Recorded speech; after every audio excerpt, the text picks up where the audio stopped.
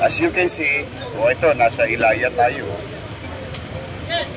Nakita niyo naman po, hindi naman po perfecto ang siyudad ng Maynila. Bagamat, mahigpit tayo na talagang ibalik sa taong bayan ng kalsada. Inuunawa din natin yung mga naghahanap buhay.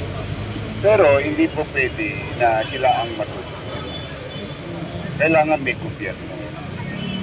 Ngayon, this is a very good example of a principle, what we know and practice, live and let live. Makapaghanap buhay sila, pero yung tao ng bayan naman na naghahanap buhay din, maging maayos ang daan at ang mga jeepney driver makapaghanap buhay ng panatag and so on and so on. Everybody wins. Tapos, maliwalas. Hindi good yun.